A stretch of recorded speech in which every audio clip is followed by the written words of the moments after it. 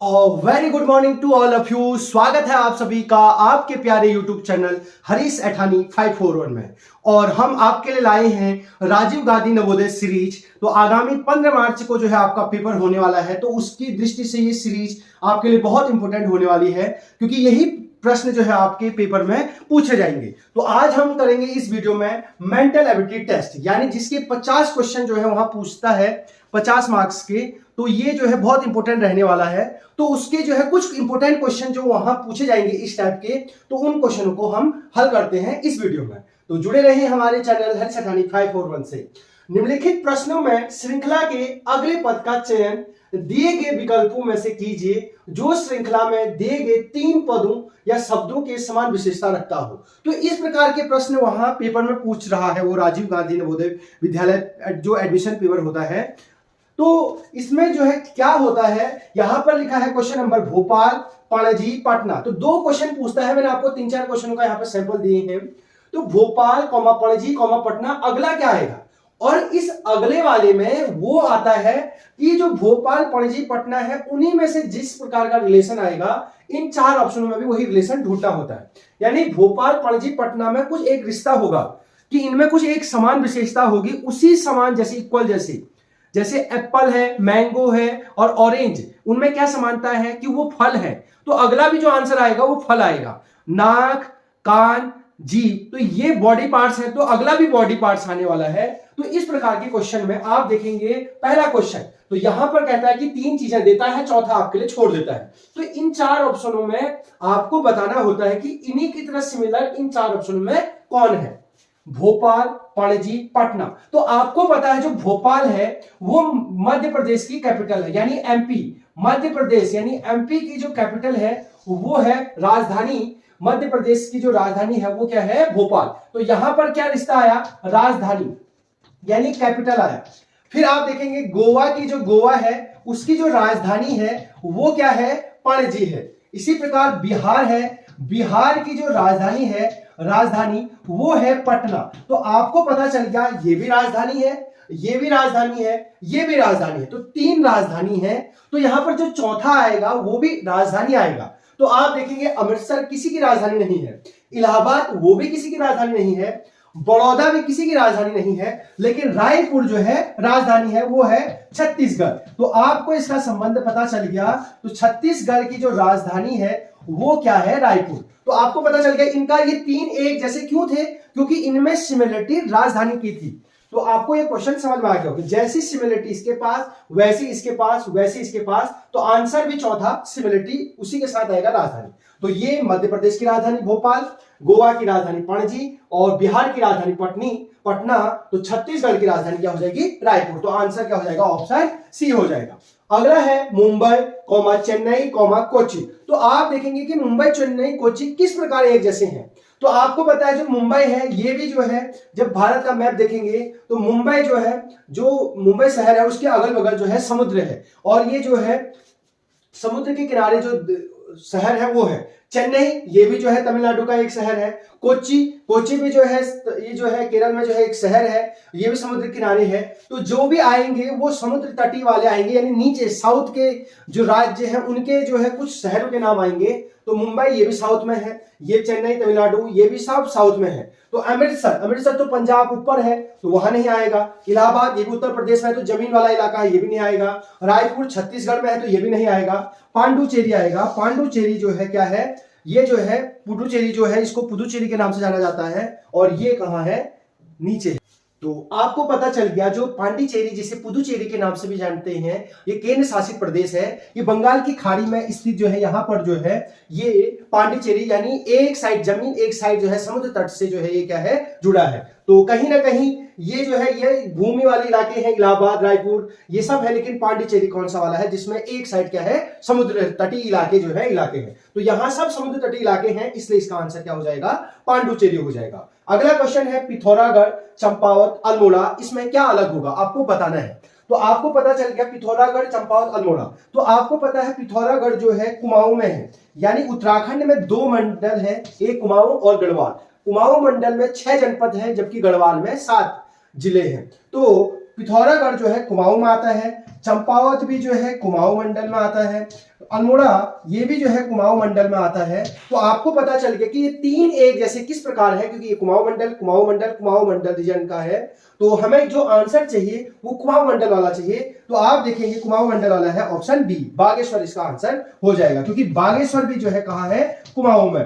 तो जबकि हरिद्वार गढ़वाल में है, देहरादून भी गढ़वाल में है, उत्तरकाशी भी कहाँ है, गढ़वाल में है। तो आपको आसानी से आ गया। क्वेश्चन नंबर 4 देखते हैं। ये डिक्शनरी का क्वेश्चन है। ये क्वेश्चन बार बार पूछता है पेपर में। तो अंग्रेजी शब्दकोश के अनुसार निम्न शब्दों को उचित क्रम में लगाओ। तो हमें ये जो है शब्दकोश के अनुसार लगाना है, इसको डिक्शनरी के अनुसार जो है इसको लगाना है और इसका कूट बताना है। तो सबसे पहले आप डिक्शनरी के अनुसार लगाते समय इसका देखेंगे, इसका पहला लेटर क्या है, एस, इसका भी पहला लेटर एस, इसका भी पहला लेटर एस, इसका भी पहला लेटर एस। जब पहला लेटर सेम होता है तो दूसरा लेटर देखते हैं। तो इसका पहला लेटर किसी काम का नहीं है, हमें पता ही नहीं चलेगा कि कौन फर्स्ट आया है, क्योंकि सब एस वाले हैं। तो दूसरा लेटर इसका टी, इसका भी टी, इसका भी टी, इसका भी टी। बिल्कुल ये भी नहीं पता चलेगा कि सेकेंड लेटर भी सेम है। तीसरा letter R R R R, तो तीसरा लेटर भी क्या है, सेम है, आर आर आर। तो हमें पता ही नहीं चलेगा कि कौन फर्स्ट आया। तो चौथा लेटर देखेंगे, इसका चौथा लेटर ओ, इसका ई ए। तो इसका जो एक भी अगर अल्फाबेट अलग होता है तो उसको लिखते हैं। इसका चौथा लेटर हो गया ओ, ये वाला। इसका चौथा लेटर है ई, तो यहां पर अलग से लिख देंगे। इसका चौथा नंबर का लेटर ई और इसका चौथे नंबर का लेटर ए। तीन लेटर सेम थे इसलिए वो किसी काम के नहीं थे। तो जो लेटर अलग होते हैं उनको लिखते हैं। तो चौथा लेटर सबके लिख दे।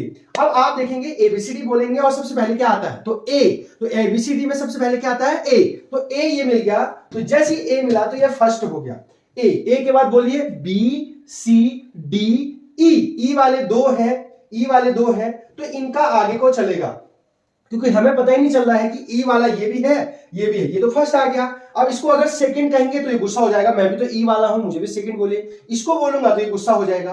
तो इनका अगला लेटर देखेंगे, तो अगर ये सेकंड होगा ये थर्ड होगा, ये थर्ड होगा तो ये सेकंड होगा, तो ये हो जाएगा फोर्थ, क्योंकि इसका कंपटीशन नहीं है। तो ये ओ लास्ट में है तो फोर्थ हो जाएगा। अब इनका अगला लेटर देखेंगे, इसका अगला लेटर एन, तो इसका अगला लेटर भी एन, तो ये भी कुछ पता नहीं चल रहा है। इसका अगला लेटर जी, तो इसका लेटर जी, इसे भी पता नहीं चल रहा है। फिर इसका लेटर टी, तो इसका भी लेटर टी, इसका लेटर एच, तो इसका लेटर एच। इसके बाद इसमें खत्म हो गए हैं, तो इसका जैसे इसके लेटर खत्म होंगे तो इसको मान लेंगे सेकंड, क्योंकि इसके पास अब कुछ है ही नहीं, तो इसको सेकंड मान लेंगे। अब इसके बाद कुछ नहीं बचा, तो ये अपने आप क्या हो जाएगा, थर्ड। तो आपको पता चल गया कि फर्स्ट ये आया, सेकंड ये आया, थर्ड ये आया, और ये अपने आप में क्या आ जाएगा, लास्ट, क्योंकि इसके पास लेटर ओ था।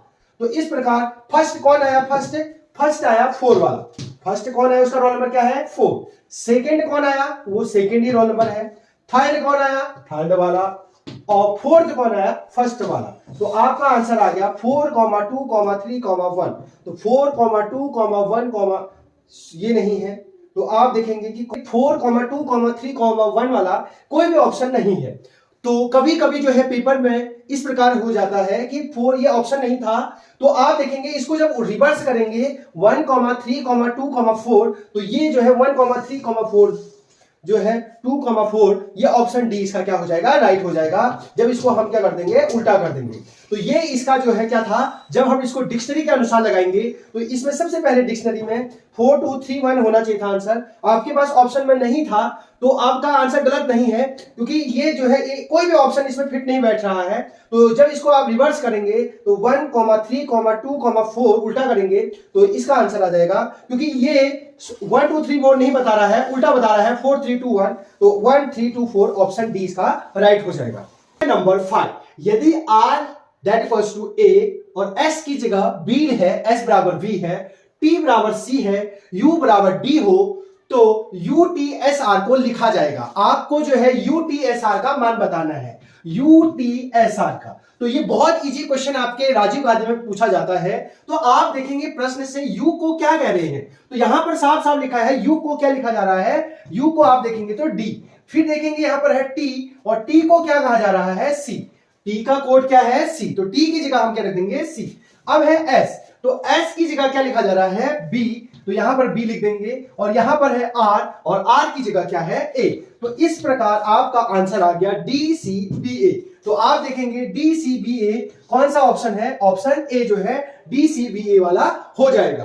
तो बहुत सारा क्वेश्चन थे ये। अगला है, यदि किसी सांकेतिक भाषा में CAT कैट को 3120 लिखा जा रहा है और बैट को 2120 लिखा जा रहा है, तो HAT को क्या लिखा जाएगा आपको बताना है। तो सबसे पहले ऐसे प्रश्न को यहां पर लिख देंगे, CAT कैट को लिखा जा रहा है यहां पर 3120। इसी प्रकार BAT वैट को लिखा जा रहा है 2120। तो हमें पूछ रहा है HAT हेड को क्या लिखा जाएगा। तो आप देखेंगे ABCD जब आप लिखेंगे तो C का जो नंबर होता है, A का नंबर 1, B का नंबर 2, C का नंबर क्या होता है 3 होता है। तो यहां पर C का नंबर कितना होता है 3। इसी प्रकार A का नंबर कितना होता है 1 और T का नंबर होता है 20। तो A का नंबर 1, B का नंबर 2, C का नंबर 3, D का नंबर 4। इसी प्रकार आप देखेंगे तो T का नंबर कितना होता है 20।